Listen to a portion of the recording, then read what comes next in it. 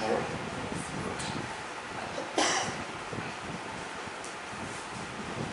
Okay, now we are on this verse, stanza 9.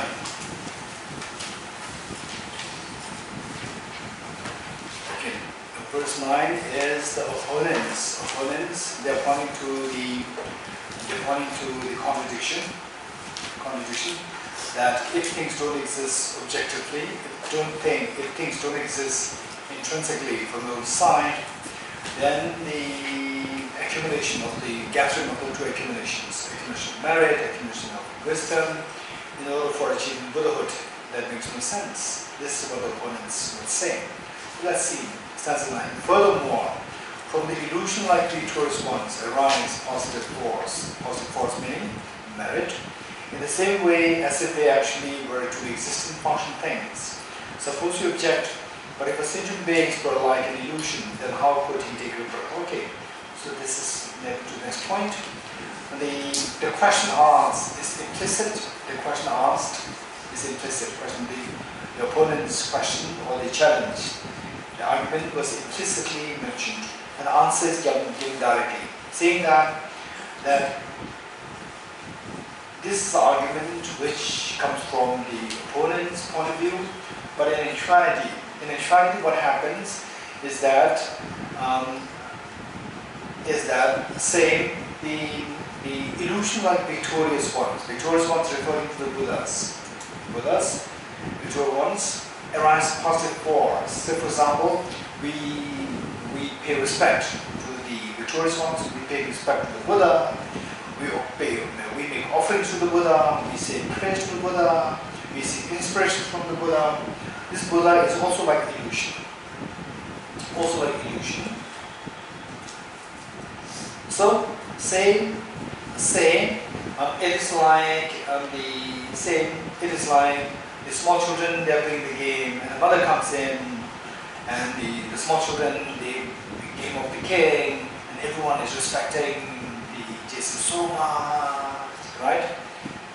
So much. And the mother, this is just, there's nothing really here, it's just my son, right? So this is the mother's view. Now, the point is that,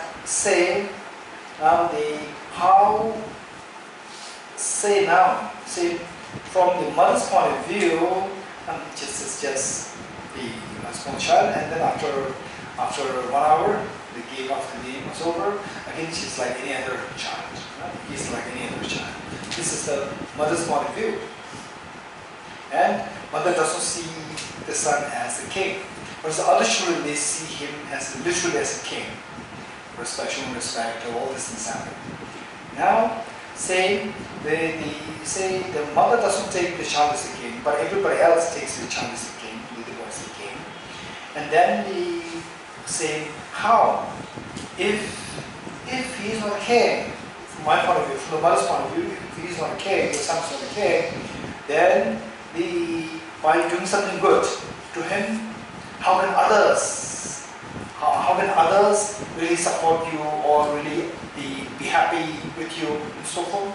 Yes, although he is not a king, but by following the way I just follow your rules, not seeing him as a real king, but because for the sake of following the rules, I go there and show respect to you, and all the other children, they are so happy that our king is being respected, right?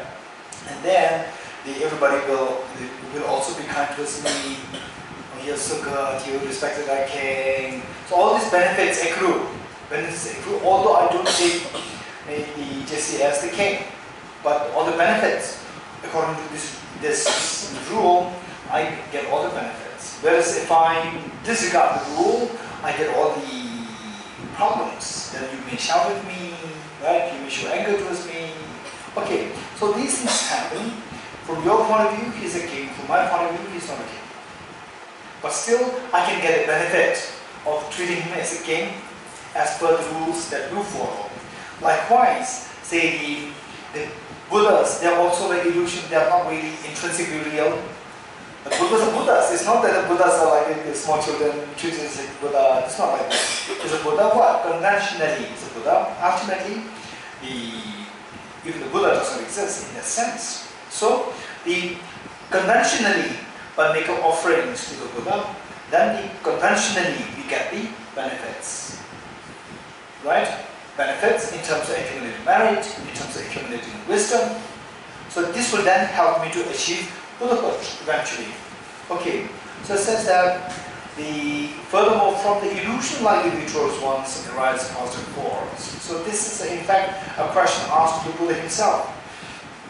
The question was asked, if nothing's really there ultimately, then how do things function? How the functional world operates? This was the question asked. So the Buddha responded by saying that how the world operates is like one illusion elephant chasing another illusion elephant. Right? For example, say in those days, people compete. People engage themselves in the competition in performing miracles. Miracle the competition happens.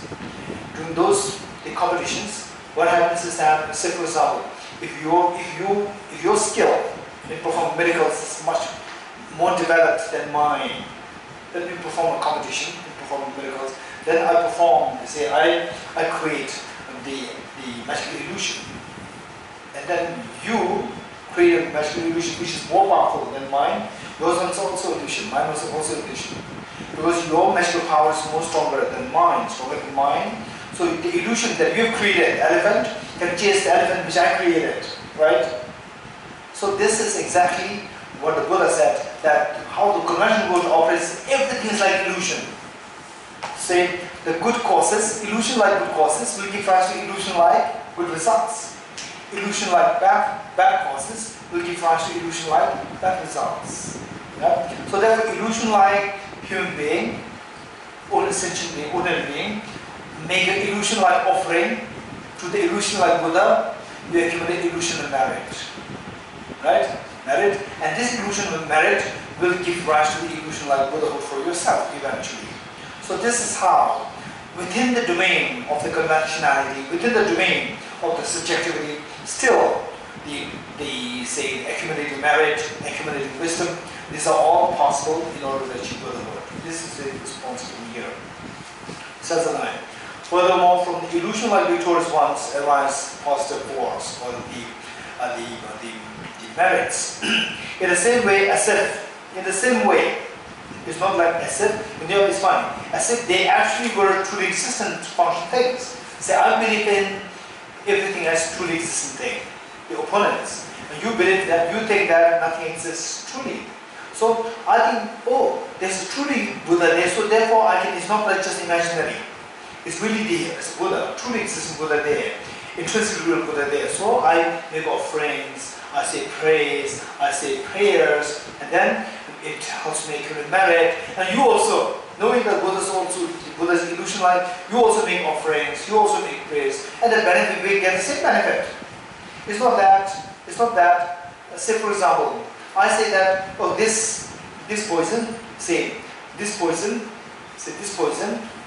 you eat it, and this is just illusion-like poison. And you say that this poison is illusion-like. And I said this is truly existent poison. Then I eat, I die. Right? In which case, from your point of view, I eat illusion-like poison, I eat illusion-like poison, I then go through the illusion-like consequence of death. And from my point of view, I ate the real medicine, and the real death happens. Real meaning the objectively existing death happens.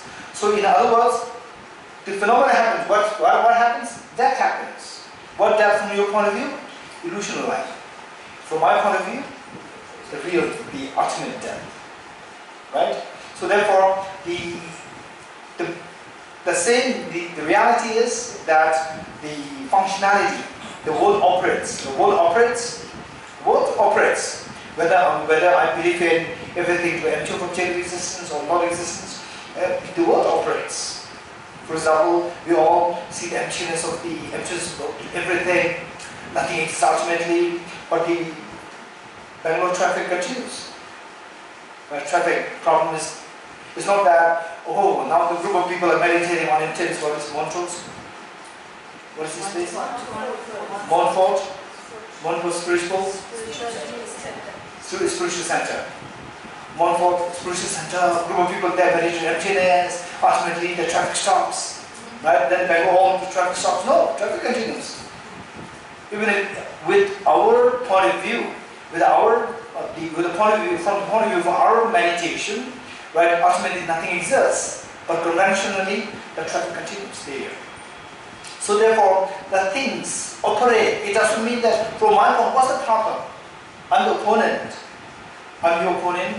What's the problem with me is that I believe that if something doesn't exist objectively, things do not exist. When you say things don't exist objectively, to my ears or to my mind, you are saying that nothing exists. Then I see that then how can you, then you don't accumulate merit, you don't accumulate wisdom, you achieve Buddhahood, all these contradictions I point to you on it is my belief that existence and objective existence are synonymous. You're getting it? Whereas you don't have a problem. Why you don't have a problem? Because you see these two things as not synonymous. Things that don't exist objectively, but things still exist. Still exist. How? Subjectively. Which means that things still exist, although they don't exist objectively. So I argue with you. I challenge you because I believe that if something does not exist objectively, things should not exist. So when you say that nothing exists objectively, I got the impression that you are saying that nothing exists. Then all these contradictions I try to put forward to you. Okay. The stanza 9, the second last line. Suppose you object, but if sentient beings were like an illusion, then how could you take rebirth once having died? It's amazing. Recently, when I was in Varna, in Dereham, when I was doing the same teaching on emptiness, I talked about the emptiness of objective existence, and then one of the participants asked the same question, that if everything is like illusion, then how can you account for the reincarnation? Right? This was the same question asked. Bodhisattva somebody must have asked the same question to him in those days. Right? So he's doing the same issue. That if things don't exist objectively, if things don't really exist or truly exist, if things don't truly exist, then how can you account for the reincarnation? Because the teaching of the Buddha is grounded on the premise that there's a reincarnation. Right? One dies, and it's not the end of the person, the person continues to the next life. There's a reincarnation there. How can you account for the reincarnation? So how this question was asked was that, say for example, if I'm the magician, then I show you the magical, the boys, girls, the elephants, horses, and so forth. I create all these things, right? So there's some magical animals created, magical beings created, right? And then, when the performance is finished, when the magical show is finished, right, I will withdraw all these the emanations or the illusion. I will withdraw the illusion. Illusion finishes, right? Now the illusion will take rebirth where? Where will the illusion go? Illusory man that I created, where will the illusory man take birth? Where? No, it disappears, right? So illusion, if everything is like illusion, then the illusion, when the illusion ends, finishes, it doesn't transmigrate to the next life. Likewise, if everything, human beings, you and me, if we are all like illusion, then when we die, then it should end. It should not reincarnate. Whereas the whole teaching of the Buddha is grounded on the premise that there is a reincarnation. How can it come from the reincarnation? You getting it? This is the question I'll ask. Okay. Stanza 9, the second last line. You're supposed to object, but if sentient beings were like an illusion, then how could he or she take rebirth once having died. Once the illusion finishes, then it should disappear, right? So, how can you account for the reincarnation? Okay, this answer given. Stanza 10. Well, okay, anyone, if this is saying, if someone asks this question to you, what would be your answer? If you and me, we are all like illusion. When we die, it is like coming to the end of an illusion. One illusion, and the illusion would not illusory animal, illusory human being conjured by the magician, will not take rebirth. Once the illusion stops, it's finished, it disappears, right? If everything is like illusion, how can you account for the reincarnation? Yes, Vishnu? I like that answer. I like that totally. Yes, yes, yes. So, if we are living right now, yes, though it is an illusion, we are going through life because of its causes and conditions and some form of delusions from our part, right? We are still, though it is an illusion, I am still sitting here, and you are still sitting here. It's an illusion. Similarly, when we die, we have the causes and conditions for our next rebirth. Until we reach that stage where there is no rebirth, we will continue having rebirths. Okay, very good answer, Capuchina. Maybe I will reply to them. Illusion doesn't mean nothingness, so I will ask them, but what reincarnate? I like to ask to them what reincarnate. No reincarnation according to you. The opponents will say like this. So I will tell So them, how can you support the concept of rebirth? I will tell them, but illusion doesn't mean nothingness. Okay, so something. Agree? Illusion doesn't mean nothingness. So something. Something is there which is truly existent. No, not truly existent. Okay, then what is that something? The mind continues. Okay, there's a mind There is a which mind continues. which continues. And the woman will say that the mind is truly existent. Exactly, the same question arises. So then, they say that the person is a mind, but that must be truly existent. The mind which goes, that must be truly existent, right? Okay, anyone else? The mind is merely imputed.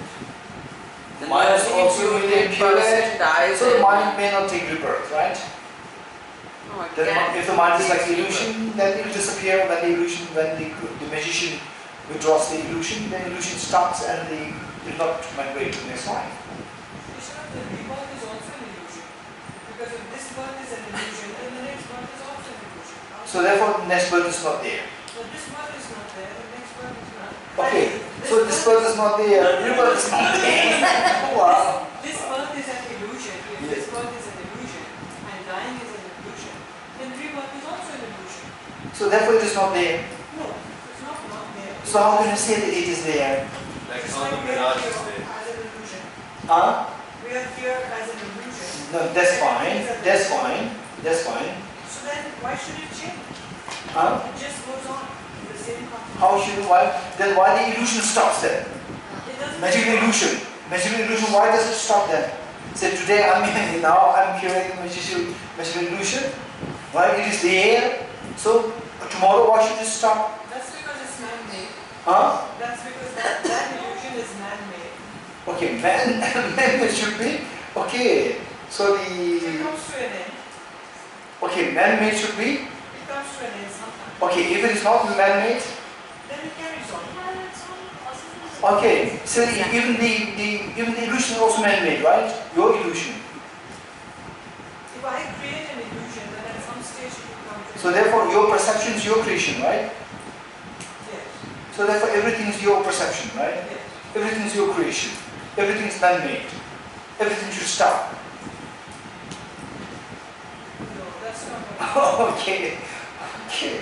Oh, this is a problem. Okay, Rahim? This life is also a rebirth, isn't it? Yes, This life yes, yes. is a rebirth from a previous No, life. no. In fact, I'm your opponent. I'm not saying the rebirth doesn't exist. I'm challenging you, saying that if things don't exist that's what I'm truly, then if it is like an illusion, just the illusion stops without taking rebirth. Even the human being, even the animals, sentient beings, they should not take the rebirth. If they're illusion, they should also stop like illusions. Why should it stop at death? Because why the illusion should stop? Why should the illusion stop? No, the illusion stop. Why? For example, say I'm the magical illusion. I create the illusion of human beings like this, performing dance, and then when the show is finished, then the illusion stops. Then I leave, and the illusion, these men, they will not look for food, right? They'll stop. They stop. They disappear. They will not reincarnate. Is it for karma chose to the animal life, and because the subject is dying, so for that subject that matters end, illusion ends, but karma is going to the next one. Karma and affective illusion. Karma is also illusion, right? Karma is those accidents. Blessings are also illusion, right? But subject is dying, so subject is dead. So with whom it is an illusion? Okay, so it is illusion with respect to you. So therefore it stops. After death, After that it stops. no, the karma lacks. Even the karma is also illusion. Even that will stop. Previous karma is dead. No, previous karma is also illusion. It should also stop. Yes, totally. And that, Maybe I would answer that illusion like is from an ultimate analysis point of view. But conventionally, there is that subjective, something exists. okay, illusion like is from the convention, the From ultimate an point of view. ultimate point of view, it's an illusion like. Okay, illusion like means you see the, okay, when you see the flowers, illusion like, you see illusion like flower? Yes, no? If you see illusion like flower, and objectively exists flower, right? Solid flower and illusion like flower. Of the two, if you see this as illusion like flower, this is how the ultimate analysis sees, or the conventional analysis sees. Ultimate analysis, you will not see the flower at all. Even illusion flower will not be seen. So even that is seen by the conventional analysis. Okay. Yes, Rahim. Okay, now I'm expecting a good answer from you. The Buddha, which knows himself as illusion, does he take a rebirth? Does the Buddha take? And do you ask question to me? Okay, I'll say no. But Buddha is not illusion like. I'm your opponent. I believe that everything exists intrinsically and truly. Alright, who comes follows me now? Okay, you're right, I'll follow you, right? Okay, Rami with me. Okay, what is the answer? I think, say what Rashmi gave the answer is very correct, but she's not too confident, right? Okay, one point. Everything is illusion-like. Everything is not illusion, don't forget it. Everything is not illusion.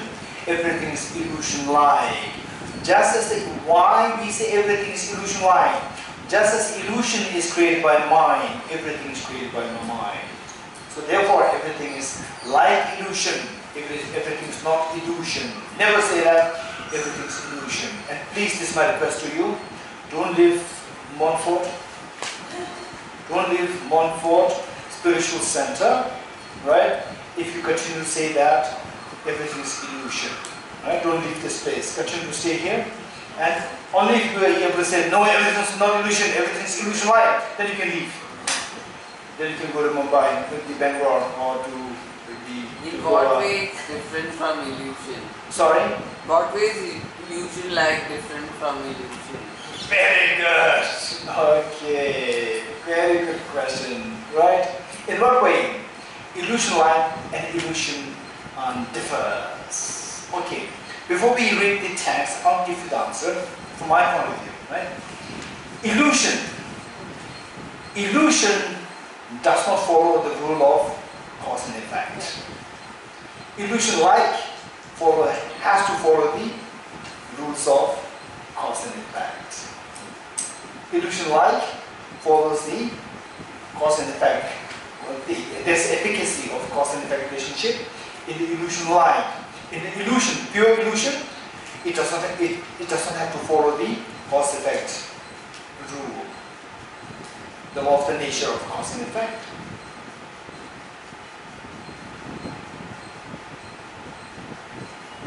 Okay, now the answer given by Bodhisattva Shantideva. Before we read the answer, I'm wondering if somebody can paraphrase the question. What is the question for which we are looking for the answer? What's the question? If everything is illusion, Reincarnation. What is Reincarnation? reincarnates? What reincarnates is if everything is illusion-like. If everything is illusion-like, then what reincarnates? If everything is illusion-like, then illusion does not reincarnate. So illusion-like should not also reincarnate. So what reincarnates? How do we account for the reincarnation? This question. Okay, let's see. The stanza 9, the second last line. Suppose you object, but if a sentient being were like an illusion, it does not say if a sentient being were illusion. It says like an illusion. Then how could he or she take rebirth once having died? Number 10. Well, so long as conditions are gathered together, illusion lasts that long as well. For example, illusion. I'm a magical magician, then I create the magical illusion. So how long will this illusion last? As long as the causes and conditions for this magical illusion last, then the illusion also lasts. Likewise, illusion-like sentient beings. As long as causes and conditions are gathered, illusion-like sentient beings will continue. Right? And what is the main cause of the illusion-like sentient beings? the illusions are karma. What is the main cause of the sentient beings? Or in other words, what is the main cause of the next person? The karma. Karmas, Karmic seeds. karmic seeds. What causes are they? What causes? Karmic actions and thought and action. Ignorance, Delusions and afflictions. Delusion meaning what they have thought is ignorance. Ignorance and contaminant karmas. Right? Okay, these are causes of the next rebirth. Right? As long as these causes are there, the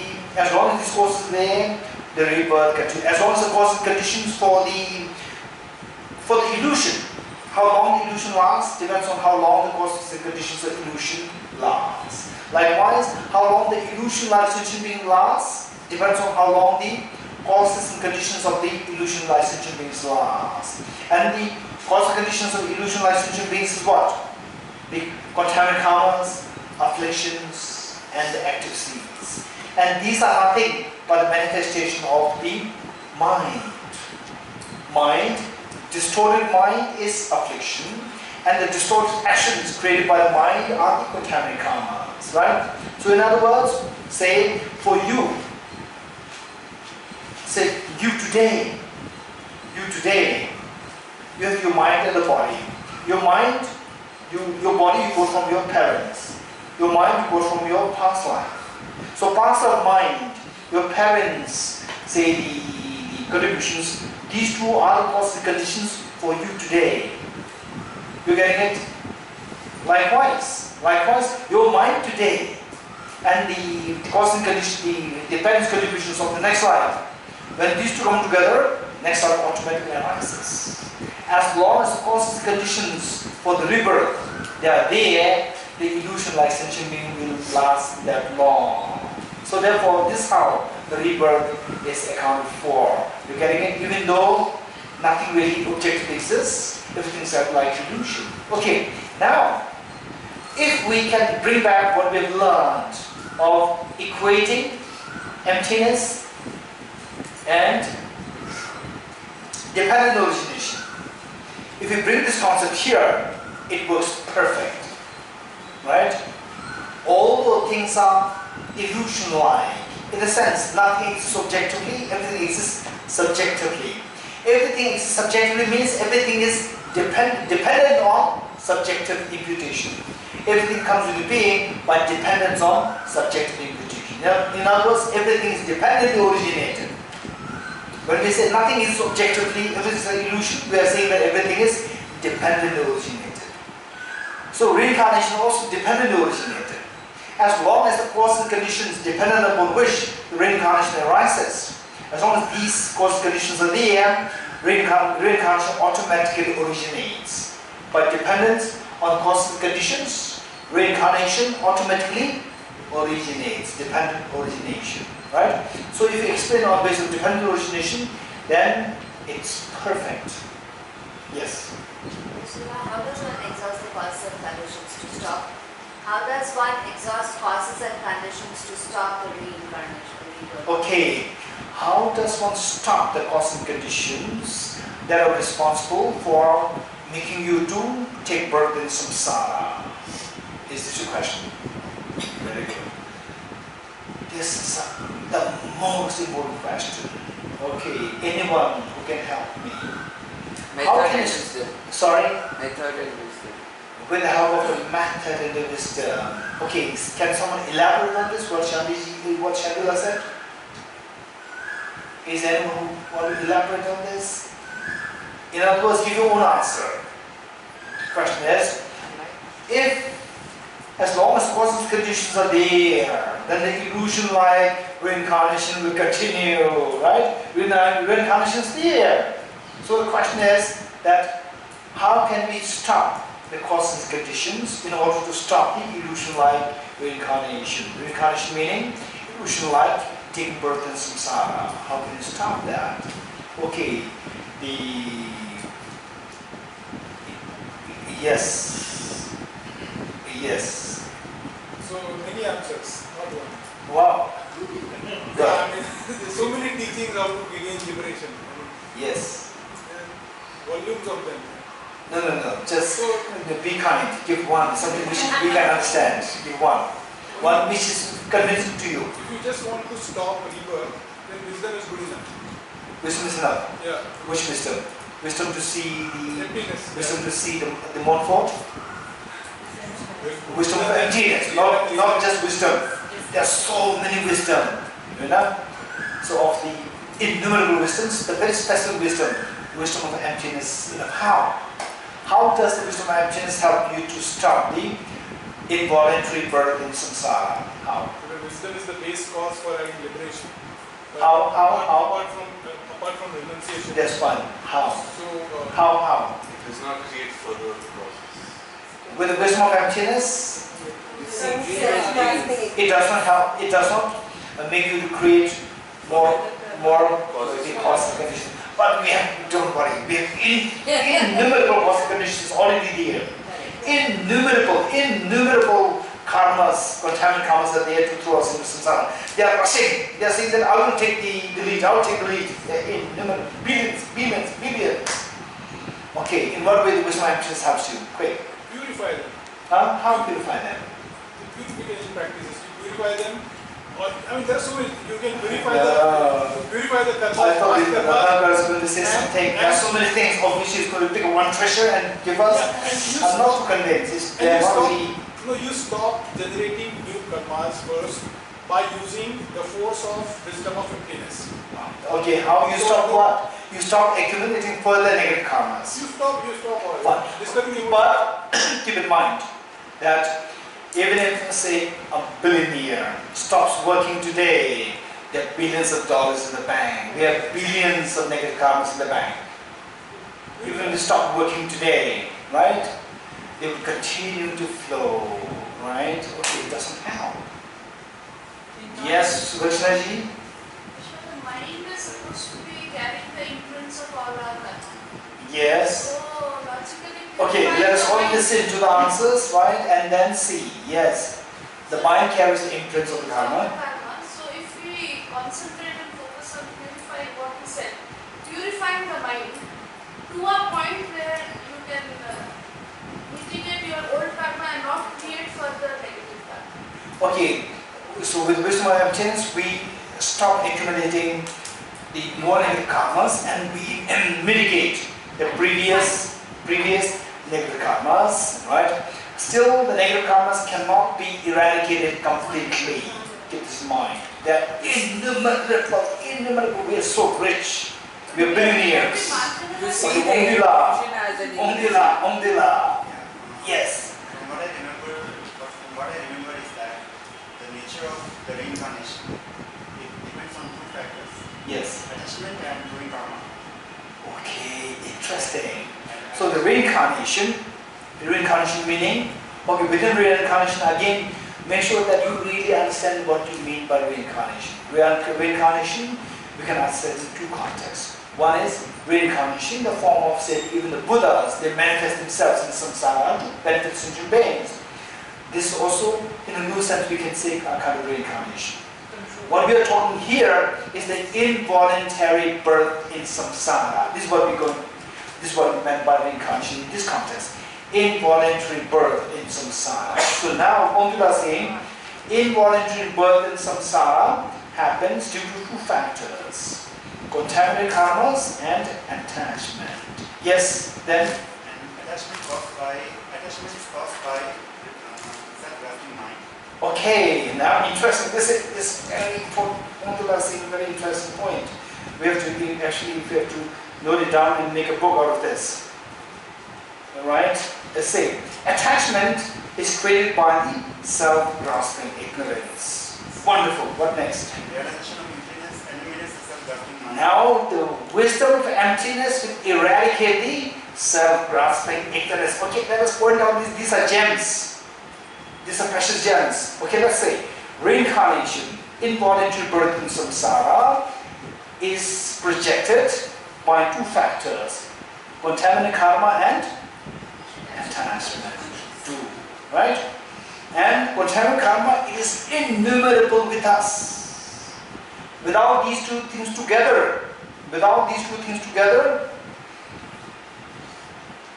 involuntary birth in samsara will stop automatically, right?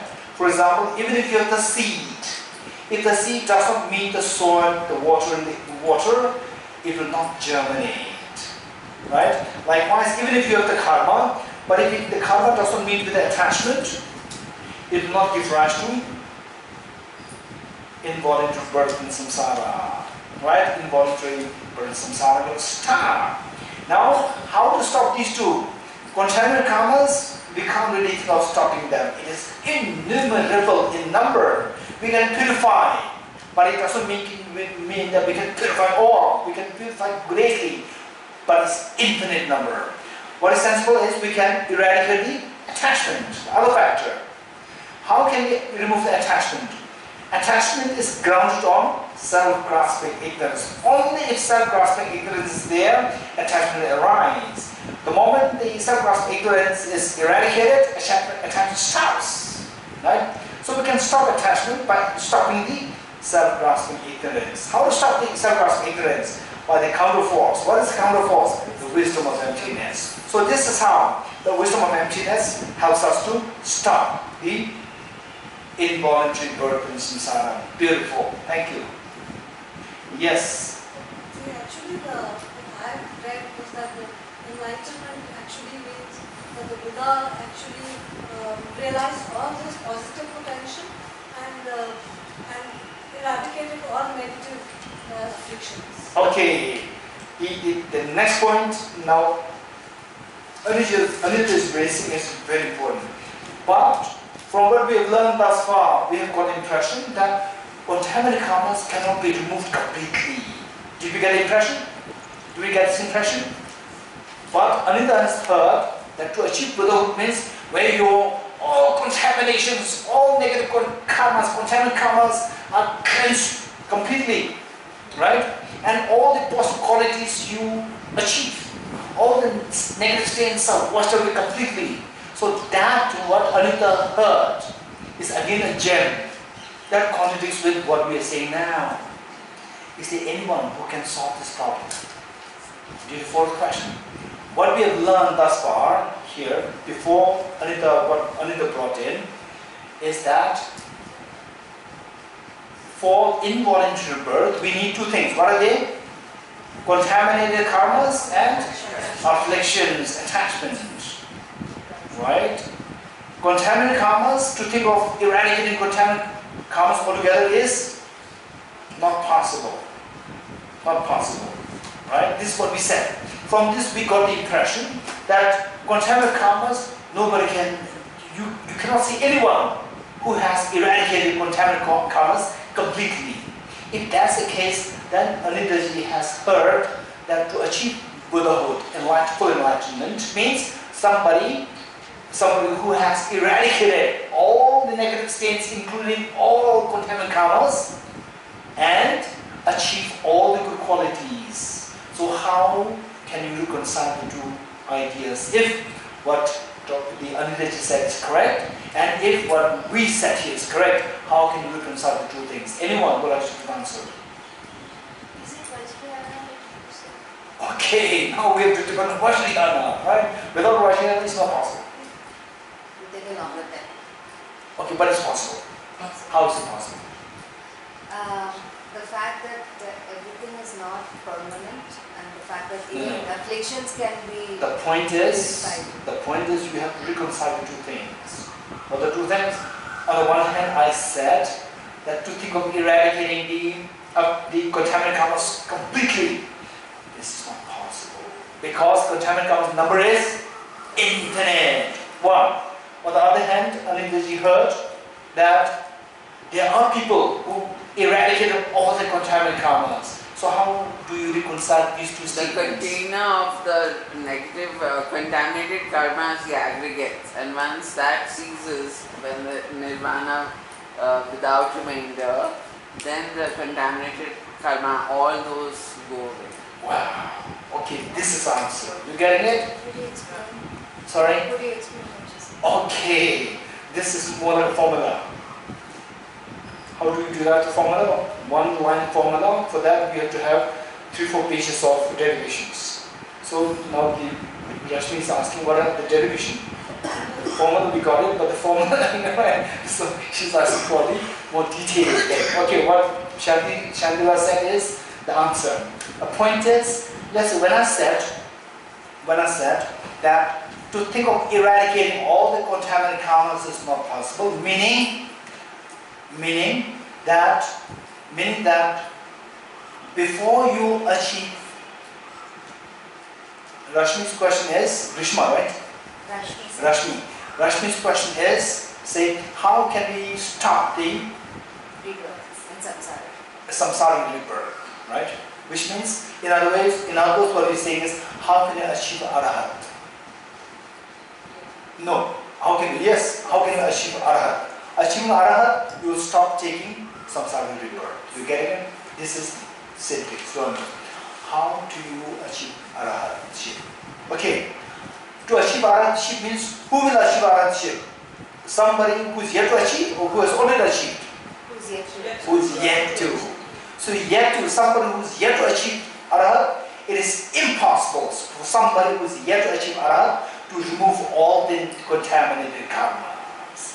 What the Ananda has heard is somebody who has already achieved arahat, who has already achieved what is known within arahat. There are two: arahat with residue and arahat without residue. Right? Arahat without residue is higher with respect to the higher meaning is a more refined, state of the arahatship. Meaning that, say, when somebody achieves arahat today, the person still has the contaminated body. So when the person, that is a residue from the samsara. Before achieving arahat, the person had the body, and when achieved the arahat, this is mental state. Body is still here, so that's the residue. So that is the arahat with residue. Okay, we're not talking about the Prasangika's version of the residue without residue. They are separate. We're talking from the very general point of view. Now, when you leave this body, then the arahat that you have achieved is arahatship without residue. You're getting it? Okay. Only when you achieve the arahatship without residue, then all the contaminant karmas are gone. You're getting it? Only when you achieve the arahatship without residue, only then your contaminant karmas are gone. Before that, contaminant karma, you are so rich with the contaminated karma. Now the next question. How does that happen? Right? This is a very different discussion. It has not much to do with this text. You're getting it? Okay, if you want to finish this text, this question should be reserved for the next retreat, not for this retreat. Which question? How the contaminated karmas are eradicated once you upgraded from arhat with residue to the arhat without residue. You're getting it? By the way, the answer is already given by Shantideva. What Shantideva said is the answer. Right? Okay. You are ready to, you want to listen to this? Okay, to make it very quick, let's say that what is karma? What is imprint of karma? And how the mind carries it, this question. Say, this is a metallic cup. Let's say this is a metallic mug. This is a metallic mug. And this is my mind. Right? This is my mind. And this is an analogy for my mind. So my mind carries all my imprints of the karmic imprints. What do you mean by mind carrying the imprints? We don't see the imprints in my mind. Don't worry. What is imprint? What is karma? In first place, what do you mean by karma? Actions. Karma is actions. Karma is actions. Right? Okay. Say, when you do one action, when you engage in one karma, what actually does is that you engage in the action of hitting the mind. You hit the mind with a hammer. This is metallic, right? What happens? It creates a dent. It creates a dent, right?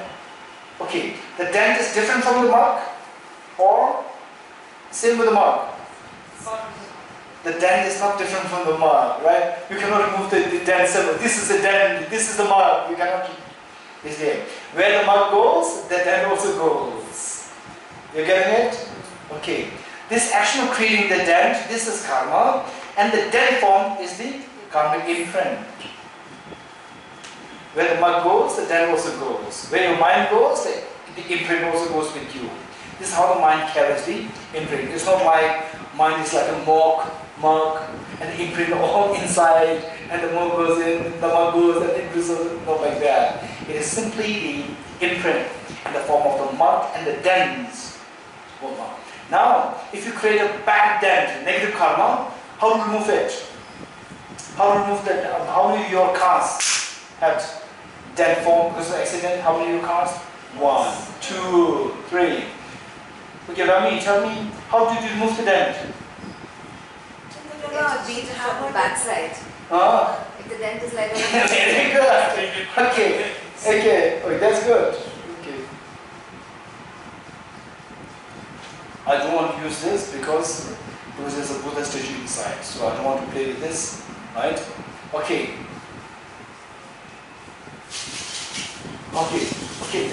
The ball, the steel ball. Thank you, Vendrutana. One steel ball. Okay, that's better. That's more practical and more visible. Okay, let's say, right? If there's a dent here, right? Dent is created from the outside. So to remove the dent, you have to apply a force. You have to act in the opposite way. Hit from inside. The dent will be removed, right? So you hit from outside. This is because of the self-grasping ignorance. Self-grasping ignorance hits from the outside. From the inside, the wisdom and emptiness hit from the inside. The wisdom and emptiness will hit from inside, the dent is removed. Right? This is how the purification happens. Right? Okay. So now, with this, we say, this container, as long, and how many such dents are there? And have you seen some containers which is hit with innumerable the times by the hammer? You see such things there? Some of the cars, terrible cars. You look at these cars, dent are fixed, but not fixed properly, right? Just from there, like momos. You've seen momos? That's not like momos. Yeah, okay. And they're not professionally fixed, right? They're not professionally fixed. say by meditation impermanence, not by emptiness, impermanence, suffering like this, they are not so professional. Other meditations, they are not so professional. They will fix the dent, but not professionally fixed. So therefore, it's still, you can see that it's not properly done. Because the professional ones, they do it, they fix it as well as proper name. Right? So what's the professional way of fixing the negative karmas? Wisdom of emptiness. Other meditations, they are unprofessional way of fixing the dents. Right? You see that, okay, the dent is not there, but still it's not perfect. You can still that, this is not really perfect. Now, if the car accident is so innumerable times, then you can see that, oh, it has banged against any other thing so many times, right? Okay, now, this is the number of the contaminated karmas that we have in the mind. Now, this container, what is this container? This is the samsaric mind. Okay. Did you hear the story of the Geshe? How many of you have heard about the story of Geshe? The story of Geshe, the great saint who achieved enlightenment within a single lifetime. You all heard that. If you've not heard about it, you must read this biography. This is very inspiring. So what happened was that he had only one possession. He has only one possession, that is the pot in which he boils his broth. Only one pot. That is his possession. That is his belonging. So after a while happened, this pot, he was maybe on a place, say the steep place, and the pot somehow it rolled down the hillside. It rolled down and then it hit a rock and it broke. Right? What happened? The broth, the nettle. Right? What do you call it? The nettles. The only food that he had was these nettles. Just remove get some nettles, boil it, that's it, his food. Okay. So this nettle, and he never washed it. Right? And what happened slowly, the remains of the nettle, the little remains of the nettle gets hardened. And then outside clay pot broke and the inside nettle remnants came out as another pot. You getting it? Likewise, say the mind that we have, samsaric state with the stains, when we die, we break this mind. We break this mind, and from this mind, the pure mind comes out. Like the nettle pot came out. The pure mind will come out. So the old mind, samsaric mind, disappears along with the dents. All the dents gone. Because the dents are with the samsaric mind. When the samsaric mind stops, all the dents also disappears. When this container disappears, all the dents also disappears. So this is how the contaminated karmas all stop when you are upgraded from the nirvana with residue to the nirvana without residue. You're getting it? Okay, this is what Shantideva gave answer. Okay, now we do more. Yes. So can we conclude that, are you saying that the practice of purification of refuge, resolve, etc., and the remedies and all, they are not as effective as purification caused through wisdom of emptiness? Say it again. Purification. Purification practiced through wisdom of emptiness, and the other purification practices like refuge or regret or the resolve. Okay, let's say the four powers.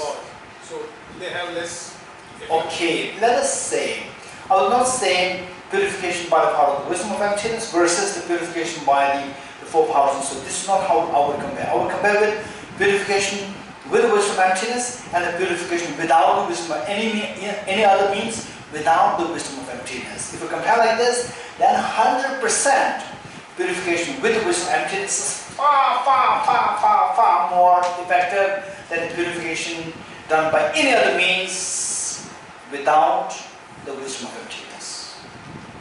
100% is what the Buddha said. Yeah. Okay.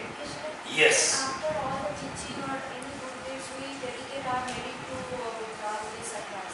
Then what is the use? Okay. Okay. Did you offer a question? Yeah. Okay. Then in the end of all the virtues, we dedicate the virtues for the proliferation of the deeds of the Bodhisattvas and the Buddhas and so forth. What's the use of this? If what? If only wisdom of emptiness is only the only way, and merit does not have any other Role to play. Okay, I do not say this. Don't get out of this door unless and until you're able to say that merit does have a role to play. Right? If you think that I said that merit doesn't have any role to play, don't leave this door. Stay in this house. Okay. In other words, merits have a tremendous role to play. Wisdom of emptiness has a tremendous role to play. You getting it? Energy. Energy for you go to enlightenment is given by the merit, not by the wisdom. Right? Wisdom is like the eyes. Merit is like the legs. Right? Legs have the energy. But without eyes, legs may go to the wrong direction. You have the eyes without the legs, you cannot go to the destination. Even though you see the destination, you cannot go there. So the merits and the wisdom should go together. It's not one-sided. Both are required. Right? Okay, this is very important. Very good. Okay. The next. Stanza 10. Well, so long as conditions are gathered together, the illusion lasts that long as well. And how could a sentient being be truly existent merely because his continuum lasts longer? So, they say now, the opponents, they say that, they argue by saying that, but the illusion lasts how long? Very short. And sentient beings, they last long. So the illusions, why the illusion? Because it doesn't last long. And sentient beings, they are truly existent because they last long. This is the opponent's view. You getting it?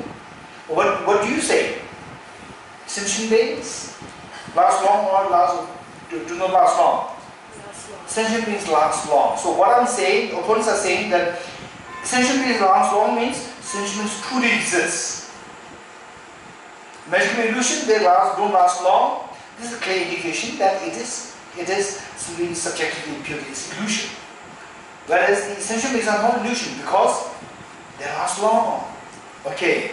So Bodhisattva Shantideva says that it's not a matter whether something is illusion or not. It's not determined by whether something lasts long or short. This is not the issue. Okay. 10. How could a sentient being be truly existent merely because his or her continuum lasts longer? 11. Okay. Okay, now 11 is another point. The point is what? What is your answer? Okay, the answer, let me see. Let me give the answer and see if you agree with me. So, opponents say that sentient beings, they last long, therefore they are truly existent. Whereas the illusion, for example, which lasts longer? The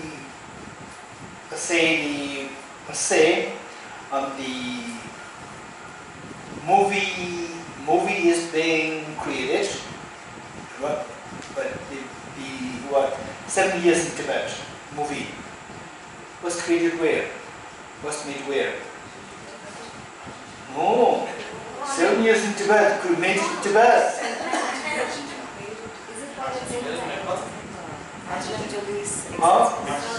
Argentina, somewhere. It's not, of course, it's not in Tibet. Don't never say this. Oh, is it? Even it is not even allowed to be screened in Tibet. Forget about the making there. Somewhere in Argentina or somewhere. Right? Okay. So then it must be done on a very barren land. On barren land, then Potala Palace, they were all, made with them with the temporary structures. Right? Temporary structures. They look like real Potala Palace. Right? If you go there, it's just a facade. inside there's nothing really there. So real Potala Palace in Tibet and the facade of the Potala Palace in Argentina, which of the two will last longer? The Real one, right? The facade one is just illusion to give the impression that this Potala Palace here, right? It's an illusion. It's not the real Potala Palace. Which lasts longer?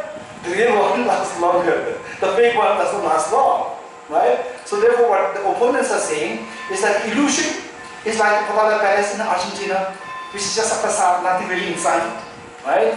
And the real human beings, they are like the Potala Palace in Tibet. The one in Tibet is real, the one in Argentina is fake, right? So there's the illusion, and the people, the beings, they are not illusion-like because they're real, they last long. This is the argument. So what is the answer? So you will say that it doesn't matter whether it's illusion or whether it's the illusion-like. In both cases, as long as the causes and conditions are there, they will last that long. It's not a matter whether it's illusion, it's real, right? Because it lasts long, it should be real. This is not the justification. Even if something is the illusion-like, still it can last long. Still it can last long. You getting it? Okay. In other words, what we need to keep in mind is that we live in two dreams. We live in two dreams. One is conventional dream and the other one is unconventional dream. Dream means what? Coming from your mind. You get me? Dream means coming from your mind. One is conventional dream and the other one is unconventional dream. Conventional dream is very short. Unconventional dream is very long. Right? What is conventional dream? The dreams which ordinary people consider as dream, identifies as dream. These are the conventional dreams. Oh, last time I had a beautiful dream of meeting with this Holiness and Dalai Lama. Or last time I had a terrible nightmare, the dream of a ghost. These are very short-lived, maximum like 2 hours, 3 hours, in some cases half an hour and so forth. You getting it? Okay. Whereas unconventional dream is the one which we have been going through since time immemorial till now and will keep going till we achieve Buddhahood. Right? This unconventional dream will keep going through this unconventional dream. Right? When will we wake up? Thus far, I have never woken up from this unconventional dream. What about you? Maybe one or two awaken from this dream. I would, until you came here just to test my how I teach. Otherwise, if you have woken up from the unconventional dream, you will not come to this class. Right? Which means that you have realized emptiness. Not only realized emptiness, realized emptiness directly, which means you have reached the Gati, Paragati, minimum Paragati level. Right? Even the Paragati level, this is not the full awakening. Partial awakening from this unconventional dream. Awaken and suddenly tips into a dream. Right? Again go into seeing things as ultimately objectively real. Okay, two things. So the unconventional dream is also like illusion. Unconventional dream is very long. Okay. Simply because something lasts long doesn't mean that it is objectively real. This is the point that we have to keep in mind. Right? Okay. Now, stanza 11. Stanza 11 now is the next point. Of the 5 points, the 5 points is about what's the next point now? Concept of nirvana and samsara. No. Efficacy of Efficacy of virtues and non-virtues, right?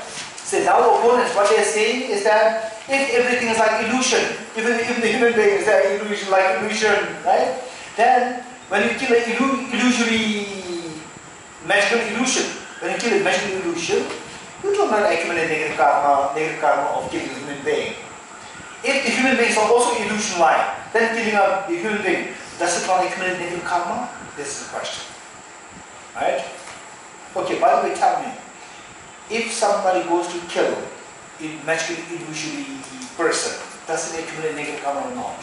Yes. Usually negative karma. Does it accumulate negative karma? Okay, if you, when your mother gives you a chocolate, is it chocolate or not? Oh, it's usually chocolate, right? And then I will bring back the chocolate. I'll put back the chocolate. Is it chocolate or not? It is chocolate, right? So the point is, if you kill the magically created illusory person, do you accumulate negative karma or not? Is my question. Yes, yes. No, yes. Yes, accumulate negative karma. Yes. Yes. Hey, who raise your hand, those who say yes? Yes, yes, yes, yes. Who say no? Okay. Now how should you judge? The Buddha said, okay, let's say, okay, I hate Rahim like this. Hate Rahim, what a good boy, right? And Rahim is very happy, right? And I have no anger when I do like this, right? Is this negative karma or not negative karma? No. I did this to congratulate him. Hey, good boy. Right? And then I have anger inside, right? And yet, with a very smiling face, hey Rahim. Right? Is this negative karma or not? Yes. Yes. Right? The action, whether it's negative or positive, action per se does not decide. It's a thought process which drives the person to engage in this action, decides whether the action is negative or positive karma. Right? If the thought process is negative, action is negative. If the thought process is positive, action is positive. You're getting it? Don't forget this. This is so important. Yes, Ravi? So, in case, if someone attacks you and you're just acting to protect yourself, so it will be, the way or another, you will be acting from anger to protect yourself, and you hit this person, and maybe he fall down and he died. So what's your karma in this case? Okay, would you mind repeating the question? So if someone tries to attack you, Okay, somebody tries to attack you, and in defense of yourself, yeah, you but push out the person. yeah, but you will still have anger. You have anger. You have With like anger, you will have in this moment you will have this bad feelings to this person, yes. and you want to stop him in any way. You want to stop him in any ways, whether defense or whatever. You push the person from attacking you. In the process of pushing that person, the person falls. The person falls and the person dies. So is this a negative karma? This question. Yes. Wow, this is a very, very practical issue. Do you really want to put me in challenge? Okay, anyone who wants to help me? It's Is it negative karma or but positive? it's less negative than if you. Very good is the answer, right? Say, if I know that by pushing him, he'll fall and he'll die, right? I will not do it. Whereas, if I know that I will push him and he'll fall and he'll die, if I know this and still I push it, which means that I have the intention similar to killing him. That is very negative karma. Whereas, I push him just to defend myself. Could not envision that he's going to die, right? And if I know that he's going to die, I'll not do it. I'll run away, right? If this is the situation, then the negative karma accumulation is so mild. Again, it depends on the thinking. It's not action per se. It's the thinking. So the thinking decides whether it's positive or negative. You getting it? Yes. Geshela, in your previous question, you mentioned if you hit or kill a magical, illusory person, would you accumulate Negative karma. So if it is like magical, illusory person, not a real, and maybe it could be similar to the person I'm killing the tree. So even if I have that kind of illusory anger, but that's just a illusory person. Okay, this is a very serious question, yes? Okay, because we have not much time, I'll give the answer directly. In the dream, yes, the question is, in the dream, you dream of, somebody coming to attack you, and then you kill the person in the dream. So that is a illusory dream person, it's not a real person. Right? thus one accumulates negative karma. Likewise, a magician creates a magical illusory person, and then you again go to kill the person, thus it accumulates negative karma. This question. Okay. So the answer is, in the dream, if you are aware that I'm dreaming, and I know that I'm not doing anything, even the other person is also my dream. So therefore, I go to, I'll go to, it doesn't make any sense to kill, but I'll just go into the act of, what people call as killing, right? Without any anger, without anything, right? Okay, so just you mentally imagine that I'm killing the self-grasping ignorance, right? I'm killing the self-grasping ignorance. Like this, the thought is so pure. The thought is so pure, because of which this action becomes positive. It is in dream. Still it becomes a positive karma. One. Whereas you think that it's a real person, and the person attacking me, actually it's not real. And you think that it's really the person coming and attack me. Then you go and kill the person. With anger, stab the person and kill the person. Then you wake up, oh, it's not real, I'm very lucky. That is, I did not really kill the person. But in a dream, you actually have the anger. You kill it. So that accumulated negative karma. When you wake up, you regret. Regretting, it purifies the negative karma. Not fully. It depends on what degree of purification. Likewise, the magically created illusory person, if you think that this is a real person, then you engage in the act out of anger. Kill the person, you know that accumulate negative karma. And if you know that this is a magical illusory person, and then, okay, I never got a chance to kill person. Now today I got a chance. I will not be in the court. I will not be in the prison, right, by killing this. So I like to just experience what is killing life. This is also negative karma. But, as I said earlier, okay, this is magical illusion, right? So let me think that this is the self-grasping ignorance. I'm killing self-grasping ignorance, right? This is a positive thought. So therefore, the same action can be positive, negative, neutral, depending on your thought process. Yes, Rahim? I'm just wondering, earlier we said illusion does not follow the rule of cause and effect. Yes. Wow. Oh, that's true. Okay, now you, who accumulate negative karma? You or the illusory person? You. You are the illusion line. You are not real. For you, there is a cause-effect relationship. The object with which you are interacting, that is illusion. That does not have to follow the law, right? In fact, how it doesn't follow the rule, I'll tell you. How it doesn't follow the rule, I'll give you some examples. Once I had a dream. It was real, I'm not faking up. In a dream, there was one monk who was very senior to me. Very, very, very learned and amazing good practitioner, who was very senior to me in the dream. And in the dream, I was aware that I was dreaming.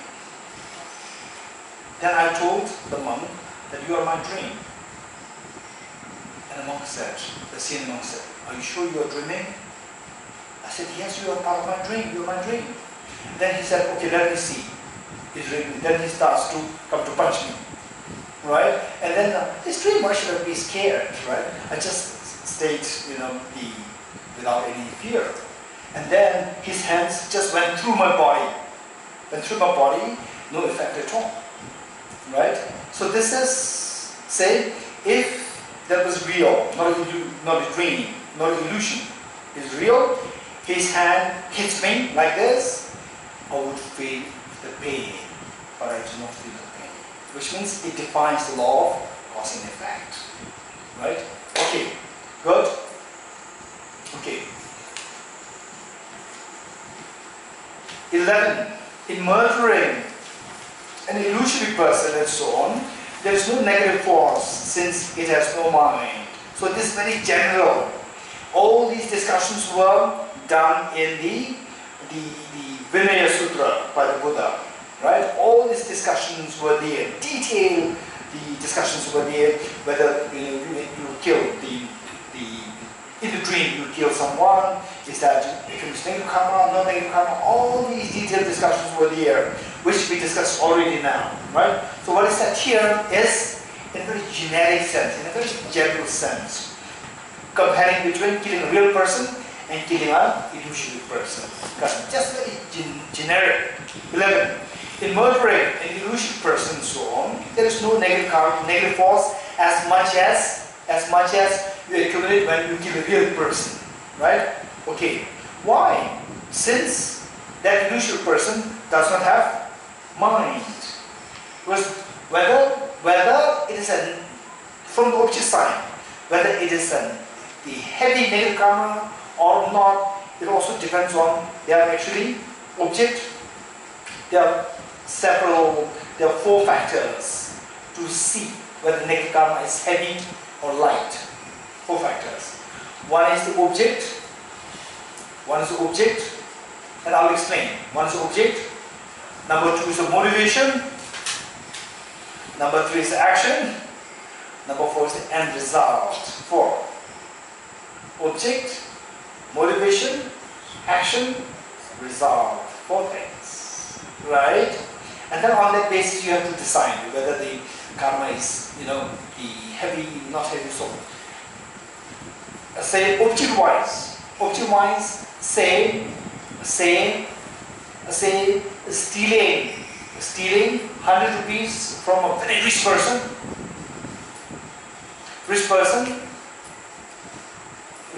who does not care about even 1 crore of rupees, who doesn't care.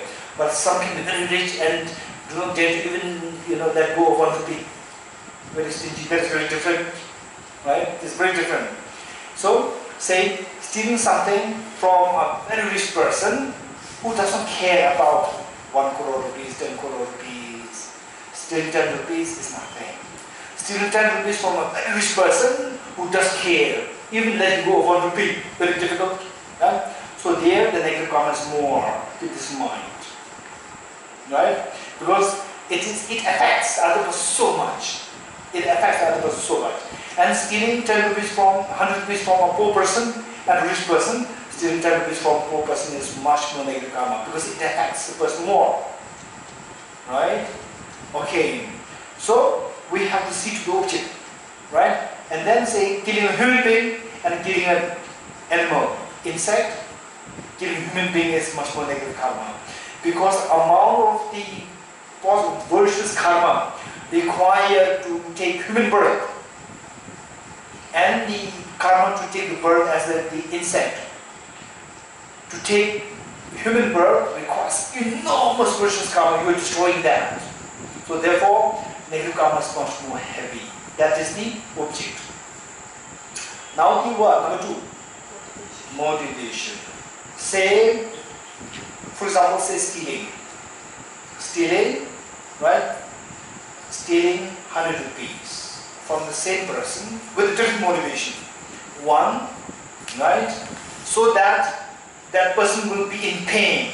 So that person, oh, I lost my 100 rupees, I lost my 1,000 rupees, I lost my 1,000 rupees, so much of pain, just to create the pain, steal it. Number 2, just for fun, steal it. Right? Motivation-wise, one will hurt the other person. So that is motivation much more vicious, much more severe. So negative karma is stronger. So, can I ask? Yes. If you steal something from someone that, let's say, you have a friend that is alcoholic, he's drinking alcohol a lot. So you went and steal his bottle to throw it away, not to drink it. So you're doing something for his benefit. What is this? What's the karma here? Wonderful. Say, steal the bottle from your drinking alcoholic friend, right? So that I can taste alcohol, right? This is what I'm stealing. And no, it's so bad, this is how he suffers. He must stop it, right? Steal it and throw it away, right? Throw it away. Okay, what is this? Positive karma, negative karma? Positive. Incredible positive karma. Steal it so that I will get the chance to taste what is the alcohol like. This is negative karma. It's not so severe negative karma, it's a negative karma. Right? Okay. Yes, Shantideva. If that person knows that the other person has stolen my bottle and throw it away, and then I scolded a lot, angry. So that will be any cause to other person who throw it away the bottle? So there are too many other persons, right? Which other person is that? Two persons. Okay, One say who is person A and B. Yeah, Person A who drinks. Person B who throws the bottle away. Then person A becomes angry towards the person B who throws away the bottle. Correct. Then scolds the person B. Yes. So person that A affect anything to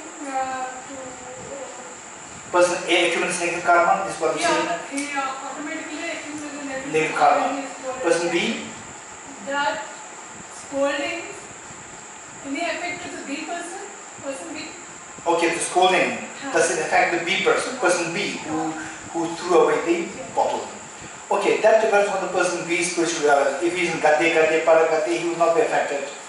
If he's like this, if he's like us, we can easily be affected. I did it for you and you're being so ungrateful to me. You are scolding me, we'll be very angry.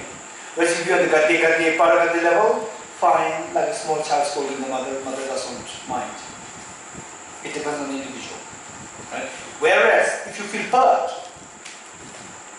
how dare that you say such a thing against me? I did this for you. You become angry. Your act of throwing away the alcohol bottle, this is vicious karma. You become angry after receiving the scold, that is negative karma. So it's very complex. There are so many things happening. You're getting it? Very good. Okay, keep in mind that we have 165 stanzas to go. We finished only 11. Only there are 2.5 days more. 1 day gone, right? Okay, the questions are very important. Very important. So we'll reserve them. We'll reserve them. Let's see if they on the last day we get some time. Oh, okay. In murdering an illusory person and so on, there is no negative force since it has no mind. But when someone had, oh, we did not finish this. Object, motivation, action. Okay, action, for example, say torturing someone, right? Torturing someone, just slap the person like this and then finish. Or torture the person so severely. There are so many. In the olden times, today also there may be things happening. In the olden times, there are so vicious ways of torturing the prisoners. There are so very vicious way. Same killing. Killing, in the end, killing. But then, how you kill? Not just very sudden killing, but let the person suffer so much. The means to torture is one thing. You're getting it? The means to torture. Okay. How you, for example, say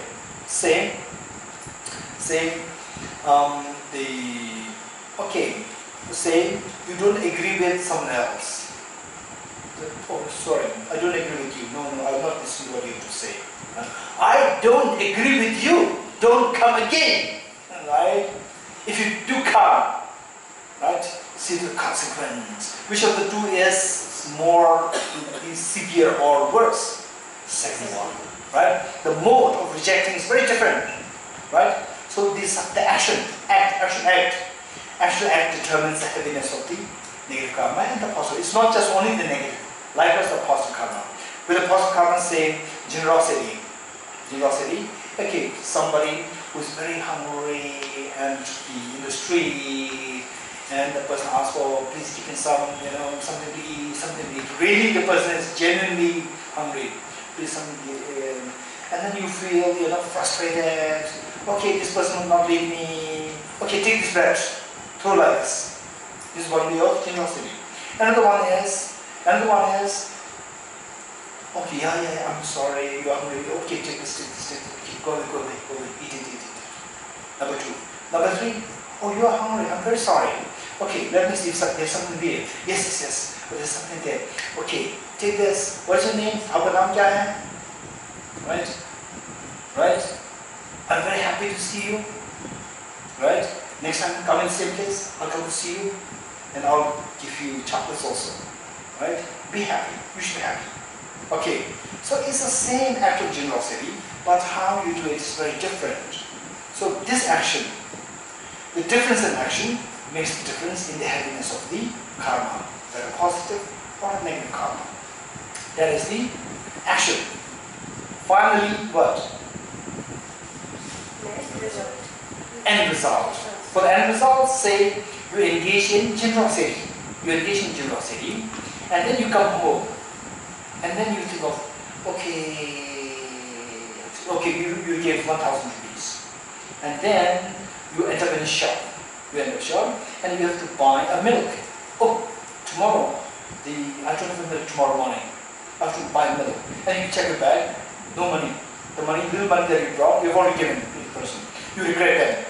Oh no, I've given the money away. How I wish I had not given the money, right? Oh no. At least 500 rupees I get. Even that will save me. Okay, no. From tomorrow I should not give all money. In this one way. You've already given the generosity, the engaged in generosity, but you end with regret. Right? And then, on the other hand, you give the money, you go to the same shop, and then you want to buy milk, and then there's no money left there. Oh, no, the little money that I've already given. I'm so happy that I'm able to give it. I'm so happy. I want to drink milk, this person also wants to drink milk. At least in my home, I have instant coffee. Right? Whereas this person doesn't have instant coffee. I'm very happy that I've given it to him. Right? Even if I don't get to buy milk here, but I'm very happy that I'm able to go through a little bit of sacrifice for someone. I'm so happy that I'm able to do this, right? So you rejoice in you going through problems by helping someone else. You being able to help someone else despite your, say, the sacrifice. You rejoice. This is enormous virtuous karma, intensely great virtuous karma. You're getting it? So the virtuous karma, negative karma, they're all determined by not just by one factor, by these four factors. Okay. Okay, now 11. In murdering an illusory person and so on, there's no negative force since it has no mind. But with someone having an illusion-like mind, positive and negative forces accrue. Meaning that there's a distinction between the real person and the illusory person. Illusion-like person and illusory person. Illusory person does not have a mind. Illusion-like person has an illusion-like mind, has a mind. So therefore, killing an illusion-like human being still accumulates negative karma, while the illusion does not, by killing that person, does not accumulate negative karma as much as you do in killing a real human being. Okay, so this means that there is a difference between illusion-like and illusion. Right? Okay. 12. Because mantras and so forth lack the ability. Okay. Now, how is the illusion created? How is the illusion created? By the power of the magical powers like mantras and so forth. So with the mantras and so forth, illusion can be created, but the mind cannot be created. So this is the difference between illusion and the illusion-like human beings. Right? Mind cannot be created. 12. Because mantras and so forth lack the ability, they cannot produce a mind in an illusion. Even illusory ones that arise from varying conditions are of varying kinds. Now, it is not that, with one factor, you can create the illusion of human being, illusion of like mind, everything. No, because to create the illusion, there is one cause the illusion comes into being by its respective causes. Illusion like mind comes into being by its respective causes. So the cause which gives rise to the illusion cannot be the cause which gives rise to the mind. Because one cause cannot give rise to all phenomena. Right? So therefore, although the magician has the cause and conditions to give rise to illusion, they don't have the cause and conditions to create new mind.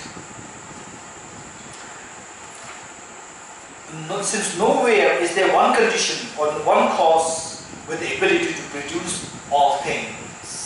Meaning that the cause and conditions the magician has cannot create all phenomena, cannot create the mind. It can only create the magical illusion, not others. 13. suppose you ask, okay, now we will do 13, we'll stop here. 13, 14. If ultimately someone is released in national nirvana and conventionally is served in samsara, okay, so this is interesting, right? Okay, this resonates quite close to the Vedanta's version of samsara and nirvana, right? Okay, so what they say is that ultimately what is there is the Paramatman. Paramatman is the ultimate, right? So what we see is like the Maya, and that ultimate, Paramatman. If you unite with this, that is the ultimate. That's ultimate. What we are doing now, suffering, is just Maya, right? We're very close to this concept. So the same, nirvana is the ultimate, and samsara is just conventional. This is what the opponents say, right? Nirvana is ultimate. How do you get this feeling? How do you get this feeling that, oh, to achieve nirvana, this is ultimate, and samsara means it's just what?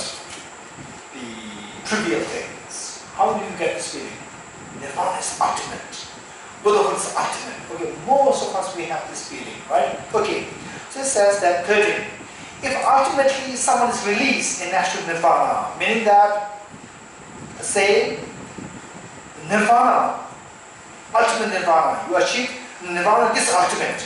If this is what you understand by nirvana, ultimate, as ultimate, and conventionally is circling in samsara. The beings they suffer in samsara is just conventional, right? What's ultimate? Ultimately, beings are in nirvana, right? Okay, ultimately, beings are in nirvana. But what is this suffering? This suffering is just conventional. If this is how you say, then the nirvana becomes ultimate. If it is ultimate, it should be permanent. If it is permanent, it should not be changed. No factor should be able to change it. If no factor should be able to change it, that object, if it exists, it should exist from the beginning. If it does not exist, it will never exist. You're getting, this is so important logical reasoning. If something is independent, ultimate and independent, no factor should be able to change it. Okay, this is the first point. If something is independently existent, no factor should be able to change it. You getting it? Okay, say, this flower, this is independent or dependent? Dependent because that there are factors that can easily change it, right? Factors that can easily change. For example, say this remains fresh now. Why? Because the temperature around that is very conducive for this. If the temperature suddenly raised to 100 degrees centigrade around this, instantly it will droop. It cannot retain the freshness for long, right? Therefore, it is dependent.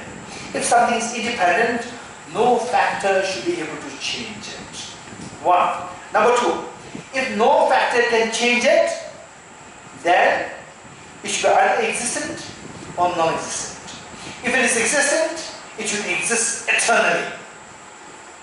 If it is not existent, it should not exist at any time. Because no factor can bring it to coming to being. Right? This is a very important logical, say, the derivation. This is so important. Let me say this again. So independent and permanent is same. Okay, good. For the time being, let me keep it aside for the time being. I'll bring it here. If it is independent, it should be permanent. Right? It's a derivation. If it is independent, then nothing should be able to change it. If nothing changes that, it should be permanent. Right? A substance which is permanent and unchanging, no factor should be able to change it. If no factor should be able to change it, if it exists, it should exist eternally.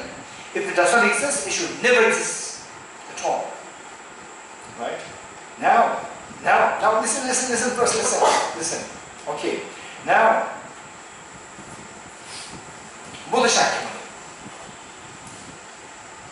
when he was a young Prince Siddhartha, okay, let's say historically speaking, before sitting for the 6 years penance, 6 years meditation under the Bodhi tree, before that he was a prince, he was not enlightened according to the historical account, he was not enlightened. Right? Then under the Bodhi tree, after 6 years, he became enlightened. He became enlightened. He achieved nirvana. He achieved full enlightenment, full nirvana. If full nirvana is something independent, right? No new nirvana should come. But Prince Siddhartha, right? After 6 years there, he achieved a new nirvana. So that should not be possible. If that is not possible, then Prince Siddhartha should be continually being suffering the way in samsara, the way we do. Right? Which means that nobody, even the Buddhas, they were once non-Buddhas. They should be still be samsara beings. They should never achieve Buddhahood. Okay, let's see. 13. If ultimately someone is released in natural nirvana and conventionally is circling samsara, then the Buddha as well would be circling samsara. Right? Then the Buddha as well should be circling samsara. Why? Because Buddha is someone who at one point was not enlightened, and then at a certain point he or she became Buddha. Whereas if the Buddha or the enlightenment is something ultimate, no factor can bring it to light. No factor can bring new enlightenment. So if you are not enlightened, you will forever remain unenlightened. So the Buddha, before achieving Buddhahood, so that being who did not achieve Buddhahood should remain as sentient beings forever. So even the Buddha today, what we see as Buddha Shakyamuni Buddha, even the Buddha as well would be circling samsara. And what views would there be for a Bodhisattva's conduct? If somebody cannot become a Buddha, then what's the point of the Bodhisattva actions? 6 perfections and the 4 perfections. What are the 6 perfections?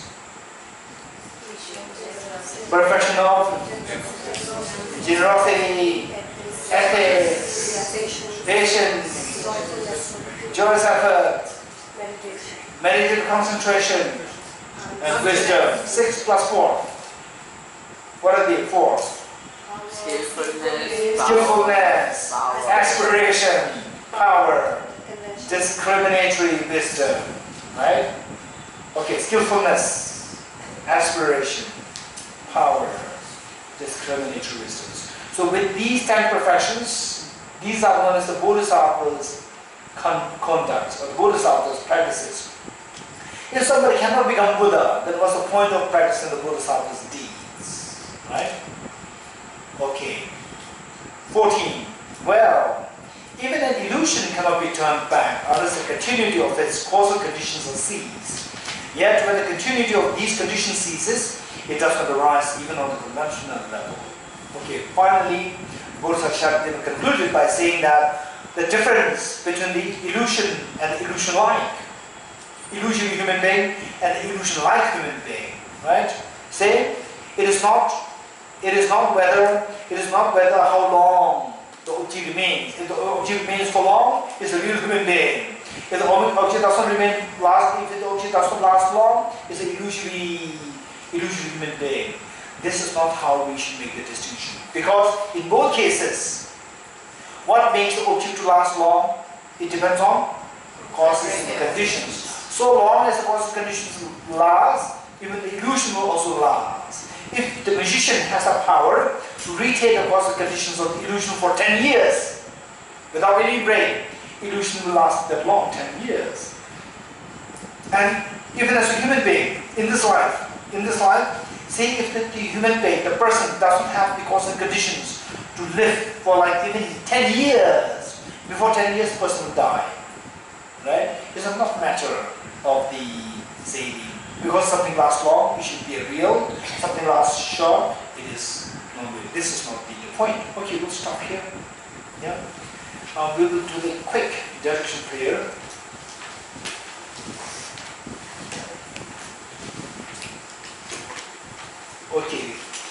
page 278. Page 278.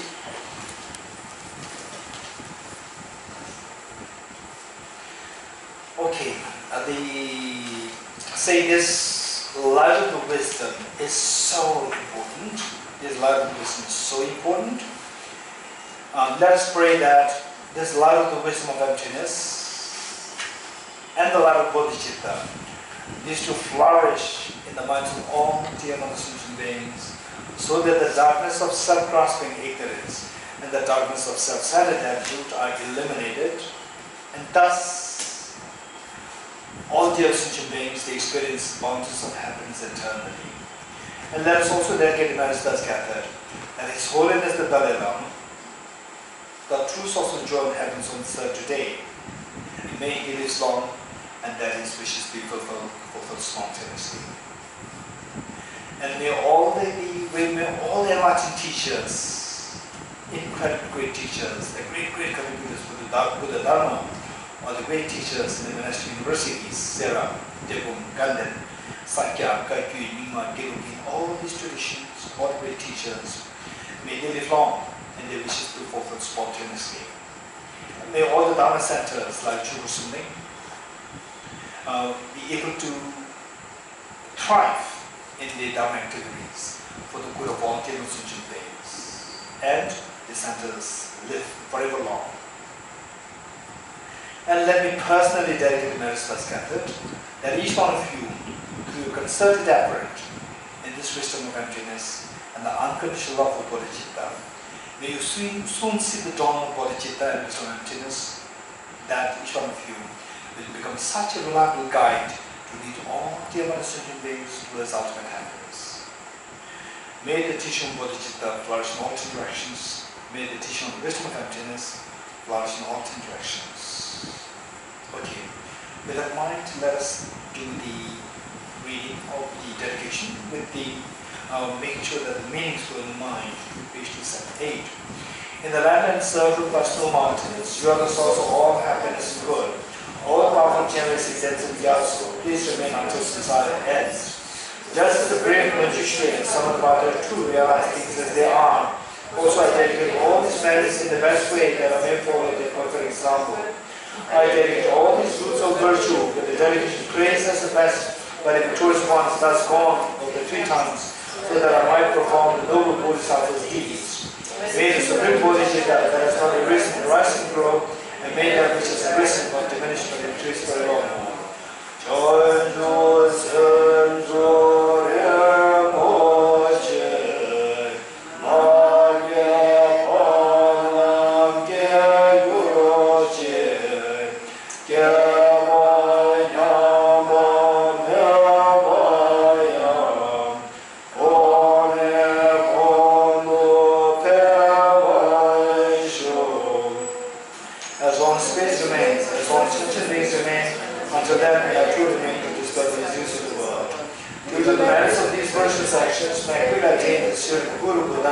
And the Lord makes without exception into that enlightened state.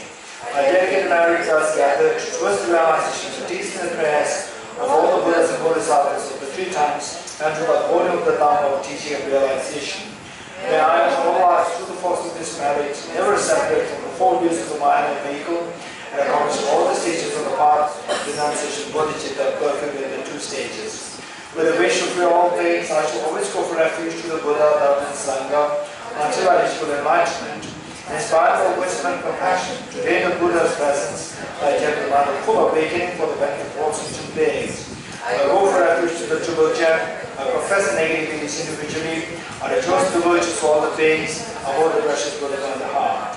A part of union of emptiness and compassion is lucidly explained by the paternal of both the Dharma and the beings who know them. With the lotus hold that Tenzin Gyatso, we supplicate you that these wishes are fulfilled spontaneously. May the operations of evil thoughts and deeds of the negative forces of humans and non-humans who help us manage through perverted prayers against the teachings of the Buddhas be truly vanquished to the heart of the truth of the 3 truths.